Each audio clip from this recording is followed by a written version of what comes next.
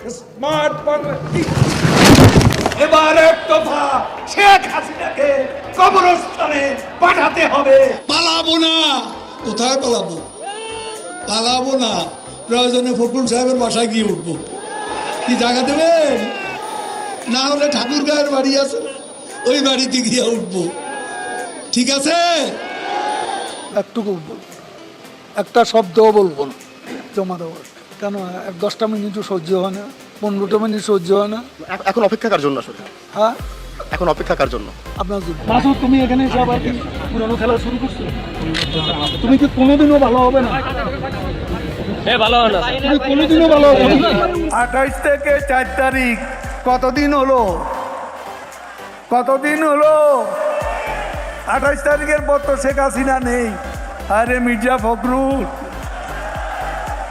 আরে টেলিভিশনে দেখলাম খালি দৌড়াচ্ছে, কেউ টেনে ধরে হরতাল ঘোষণার জন্য। ওদিন বলেছে আমরা নাকি অলিগলি পাবো না, পালাবার পথ পাবো না।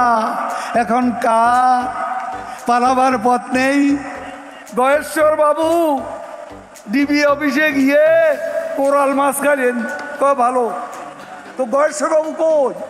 আর 27 নয়, আর 10 দফা নয়, এবার এক দফা শেখ হাসিনাকে কবরস্থানে পাঠাতে হবে। এই এক দফা। এটা কি আপনারা শুনেছিলেন? আজ তাই বলতে চাই, ফখরুলের মনেও সেই কথা।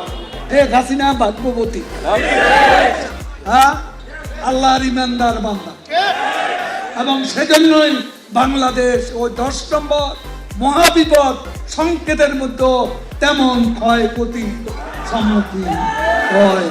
আওয়ামী লীগ কচু পাতার উপর ভোরের শিশির বিন্দু নয়, টোকা লাগলেই পড়ে যাবে।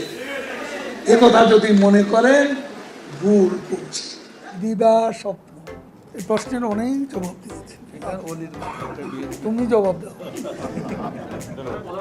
এটা অনেকবার বলেছি, আর বলতে কথায় কথা ভালো, পরে হেডিং ওটা দিন তারিখে দিয়েছে।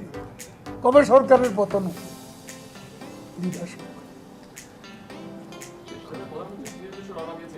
দিবা স্বপ্ন, বিলবোর্ডে চেহারা সামনে দিকে আনে। শেখ হাসিনা ডিজিটাল করে সবারই নায়ক বানাইয়া দিয়েছে।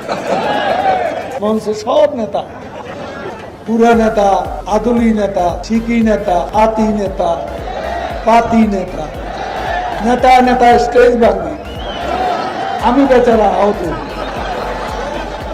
এই মঞ্চ আমার দরকার নেই, মঞ্চে এত নেতার দরকার নেই। কর্মী দাঁড়ান, নেতা কমান, এত নেতার দরকার কি? এত নেতার কাজ কি? কি কাজ করে এই নেতারা? মাসুদ, তুমি এখানে এসে আবার কি পুরনো খেলা শুরু করছো? তুমি কি কোনোদিনও ভালো হবে না? ভালো হয় না। তুমি কোনোদিনও ভালো হবে না। মাননীয় সাধারণ সম্পাদক, আমরা একটু লাইভে ছিলাম, একটু যদি বলতেন যে আপনারা তো এখন নিশ্চয়ই প্রধান নির্বাচন কমিশনের সঙ্গে বৈঠক করবেন, একটু আনুষ্ঠানিকতা যদি একটু বলতেন। একটুকু একটা শব্দও বলবো না জমা দেওয়ার। আমরা যে নামটি জানতে পেরেছি সেটি কি আসলে সত্যি কিনা? না, সেটাও বলবো। কখন আসলে আপনার আনুষ্ঠানিকভাবে বের হওয়ার পরে নিশ্চয়ই বলবেন? কেন 10টা মিনিটও সহ্য হয় না, 15টা মিনিট সহ্য হয় না। এতদিনের অপেক্ষা, একটু ওয়েট করো। এখন অপেক্ষা কার জন্য আসলে? হ্যাঁ, এখন অপেক্ষা কার জন্য? আপনার জন্য। দেশের মানুষ ভালো থাকলে মির্জা ফখরুলের মন খারাপ। জ্বালা হেরে